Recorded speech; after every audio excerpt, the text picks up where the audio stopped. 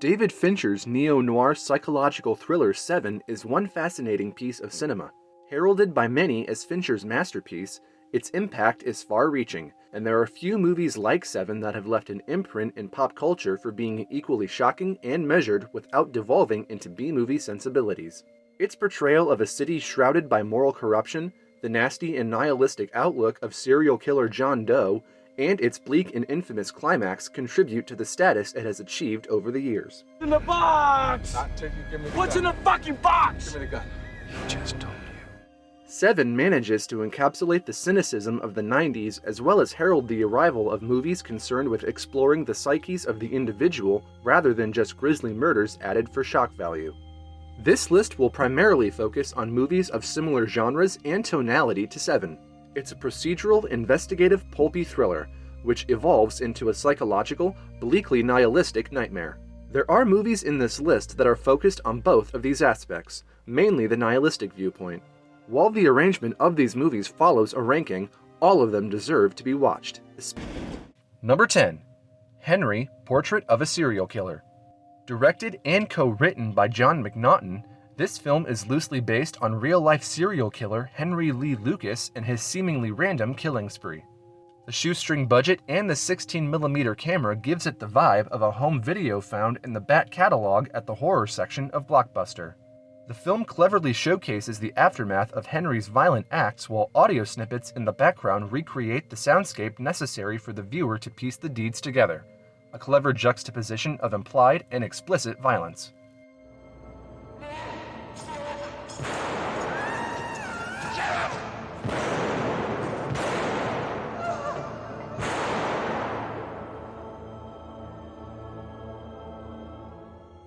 But the film is also interested in exploring the psyche of the man and the confidence he has in his arbitrary killings. As he describes this arbitrariness to his friend Otis, we begin to see a coherent plan within the madness. It's a fascinating but grimy exploration into the darkness of these two individuals while the industrial cityscapes, bridges, and warehouses become the camouflage for a serial killer perfectly in tune to ensure no patterns persist. Randomness enhancing psychopathy is a facet that Fincher explores via the cityscapes in Se7en, the gruesome murders, and of course in his exploration of John Doe. Michael Rooker may be great at showcasing the stoic and uneasy nature of the titular character, but it's Tom Towles as Otis who manages to terrify and creep the viewer out far more than Rooker ever does.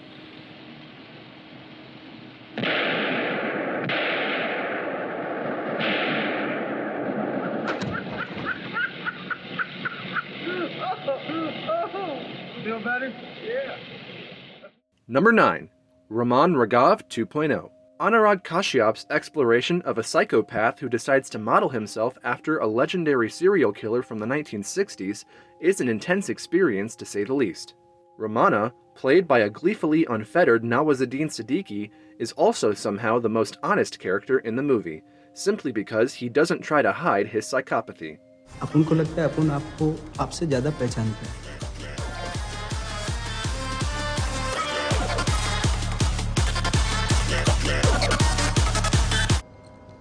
But Kashyap, in his exploration of evil, doesn't restrict himself to banality. On the contrary, the evil shown here by Siddiqui's suave but casual cruelty is almost seductive in its approach. The second chapter of the movie, which details Ramana's visit to his sister and the events that follow, is one of the best stretches of filmmaking you'll witness in terms of horror and abject terror. It elevates what could have been a diversion to an essentially compelling watch. The madness of Ramana is complemented by Vicky Kaushал's turn as Raghavan, a tortured soul dependent on drowning himself in drugs to cage the inner evil within. But when it comes out at moments, it causes the completely out-there love story between Ramana and Raghavan to blossom. Kashyap upends the equation between the hunter and the hunted, managing to sell the cop and the murderer as a twisted form of soulmates, with Ramana searching for Raghavan to complete his murderous circle. In a way, it does resemble the final moments of Se7en, where Detective Mills becomes the personification of the final deadly sin as he submits to the goading of his serial killer target. While not completely similar, The fatalistic ending, scored to a guitar riff soundtrack, does echo sentiments of Fincher drenched in the stylization of Kashyap's vision.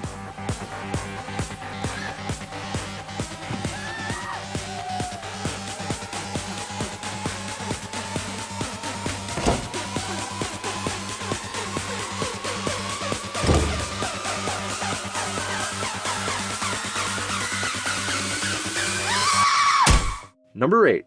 Manhunter.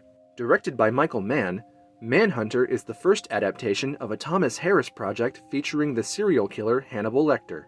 Its inclusion in this list is mostly due to its exploration of Will Graham and his mental foibles as he tries hard to psychologically profile a serial killer called the Tooth Fairy while failing to not get involved. What makes Manhunter stand out is Mann's attention to detail, his use of inventive camera angles, and the blocking of certain shots to heighten the police procedural aspect of the investigation. Mann also brings to light a sense of obsession underlined with professional expertise for each of the investigators involved in extracting every bit of information. Hannibal Lecter, played by Brian Cox, is snobbish and brutish, but carries a mischievous quality that is on the verge of becoming dangerous at the drop of a hat. His conversations with William Peterson's Graham truly showcases why Will is so afraid to fall back into the darkness. Thought you might be curious to see if you're smarter than the person I'm looking for. Then by implication, you think you're smarter than me since you caught me. No. I know that I'm not smarter than you. Then how did you catch me, Will? You had disadvantages. What disadvantages? You're insane. Trying to walk a fine line and not fall over the edge, Peterson adeptly brings to life Graham's eccentricities without making it feel over the top, especially as he becomes more involved and almost evokes the killer in his mannerisms. Likewise, Mann's unique approach to showing modern-day architecture brings out a strange stretch of beauty within the film, a sharp contrast to the violent and creepy actions depicted by the Tooth Fairy. Who is it? It's me. Francis? No. Not Francis. Francis is gone. Francis is gone forever. Number 7. Peeping Tom. Michael Powell's Peeping Tom is notorious for having finished the director's career due to its critical and commercial failure upon release.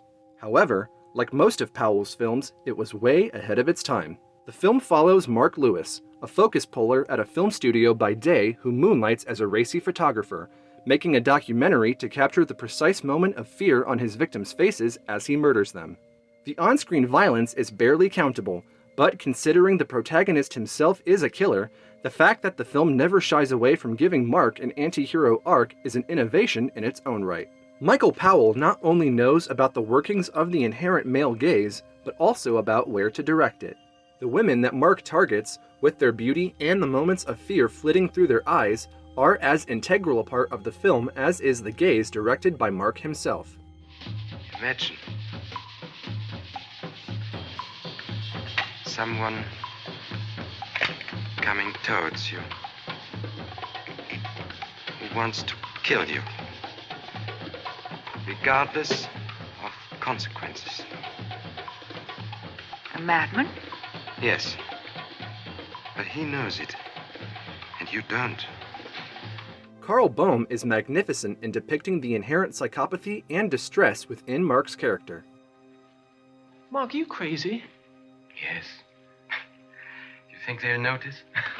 What stands out are the perfectly framed shots and the impeccable lighting that helps to enhance the implied violence. Powell's film, perhaps because it stops short of falling into exploitative mode and is more interested in exploring Mark as a human being with relatable trauma, feels less lurid and more restrained than a movie like Se7en. However, Peeping Tom's exploration of a society that is willing to create a byproduct like Mark is emblematic of Se7en's exploration of the horror of society at large. It's nuanced in its approach to questioning everyone regarding the degree of voyeurism, even its audience. Got a question for you. Which magazine sells the most copies? Those with girls on the front covers and no front covers on the girls. Exactly. Number 6. M. The first talkie of Fritz Lang's career is also his self-proclaimed masterpiece, and honestly, it's hard to argue otherwise. Essentially codifying the procedural investigation genre, M showcases the criminal underworld's efforts to search for a child murderer after his exploits begin to induce raids and cause general harm to their business interests. The cynical and extremely pragmatic approach mixes well with Lang's way of showcasing all of the characters as they lead their respective investigations to varying degrees of grotesqueness. And no one comes out more grotesque than Peter Lorre, who plays the antagonist Hans Beckert, delivering perhaps the finest performance of his career and catapulting M to its masterpiece status. Bist du denn überhaupt? Wer seid ihr denn? Alle miteinander. Verbrecher. M smoothly transitions from the criminal underworld to law enforcement with the help of broken and interspersed dialogues when the plan to search for the child murderer is concocted. But more than the search for the murderer using fingerprints or expanding search radii, it's the ultimate use of mob justice that makes it so spine-chilling. The final shot, which breaks the fourth wall as a grieving mother implores the audience not to let their children out of sight, remains haunting to this day. Noch besser. Auf die Kinder Acht geben. Like Se7en, whose What's in the Box became a moment imprinted in the zeitgeist, the murderer's predilection to whistle in the Hall of the Mountain King in M became the defining moment for the tune itself.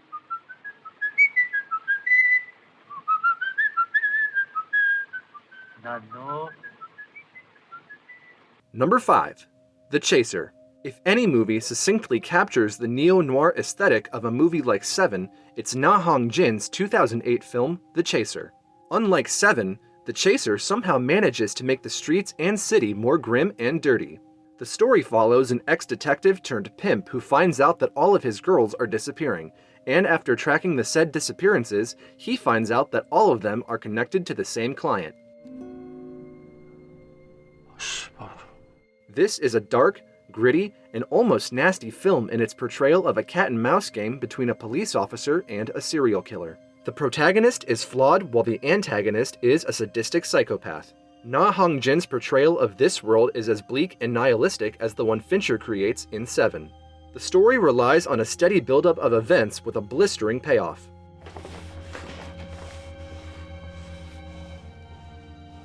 Like Se7en, The Chaser is a film cognizant of all the primary characters' arcs while striving to maintain its relentless suspense. Not to mention, the antagonist of The Chaser is an emotional black hole, ruled by his primal and violent urges and driven by an unseen force known only to himself.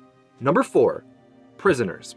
Prisoners follows Keller Dover as he tries to investigate the disappearance of his daughter Anna and her friend Joy. He takes matters into his own hands, leading to horrifying results as Detective Loki investigates the likely suspects and slowly starts to realize that nothing is what it seems like. The film starts out as a relatively grounded procedural thriller. As we follow Loki, we discover more and more clues about a war on God filled with references to labyrinths and mazes. On the other side, Dover's line of investigation consists of torturing the intellectually disabled Alex, who is one of the suspects for the kidnappings. Just as with Se7en, the exploration of darkness in each of the protagonists is revealed by the progression of the case. Let it go. Let it go. Dover's journey into the heart of darkness results from his own obsession, which ultimately leads to his literal downfall during the film's unsettling climax. Prisoners is also enhanced by some stark and gorgeous visuals by Sir Roger Deakins, complementing and thus crafting a riveting mystery that is too dark to be called entertaining. And if that doesn't scream Se7en, what does?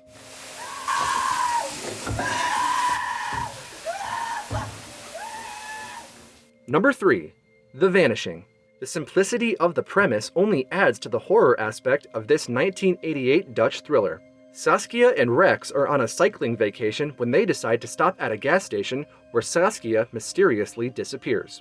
The only person who knows anything about what happened is Raymond, a man unseen by Rex.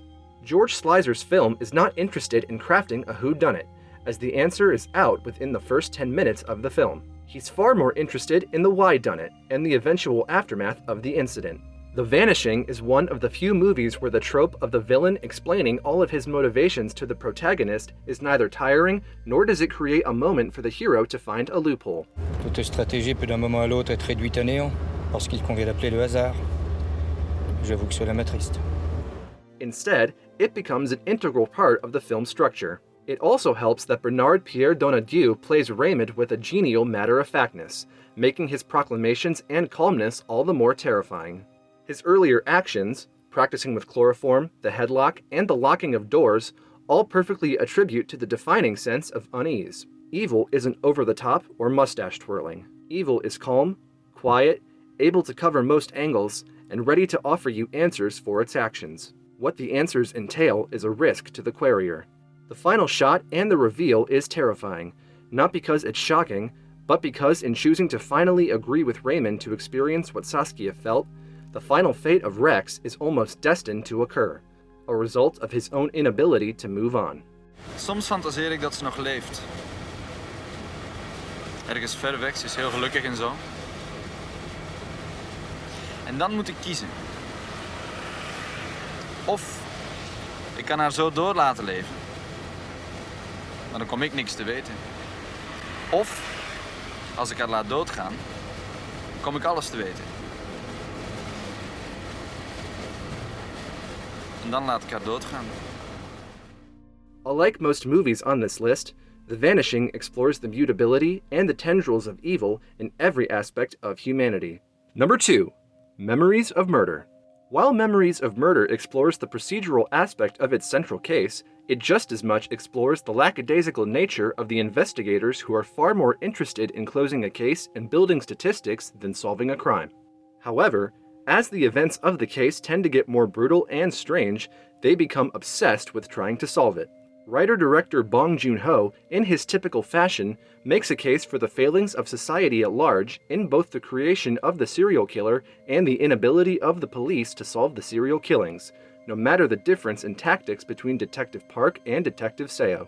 There's also a striking difference between the hilarious ineptness of the cops in search of clues and the professional, expert nature of the killer. Of course, the most notable moment in Memories of Murder is the climax, where Park returns to the first crime scene years after leaving the police force. A little girl informs him that he wasn't the first to come to this scene. There had been another man here not too long ago. 그 아저씨 얼굴 봤어?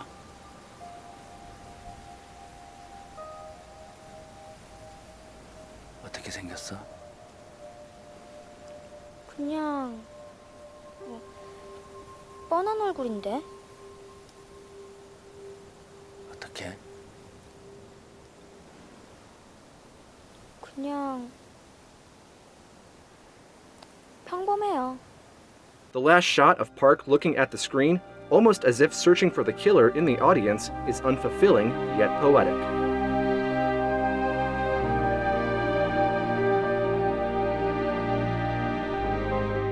Number 1.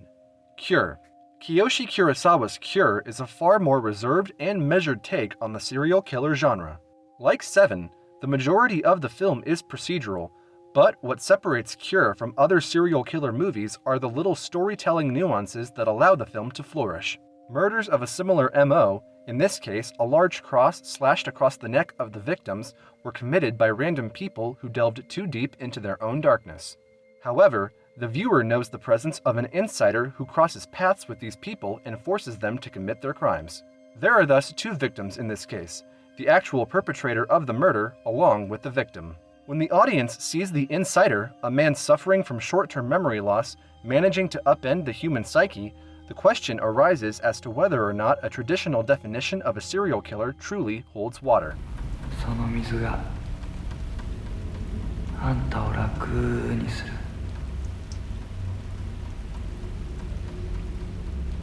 気持ちいい。空っぽだ。生まれ変われん。俺みたいに。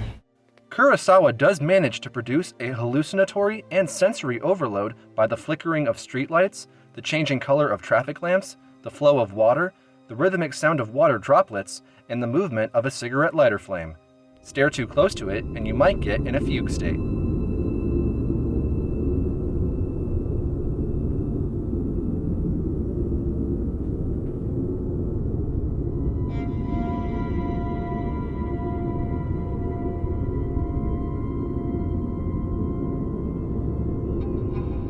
Evil lurks in us all, and Kurosawa, with his differing flourishes, crafts a horror film that is simultaneously a revisionist take on the serial killer genre with a chilling supernatural edge.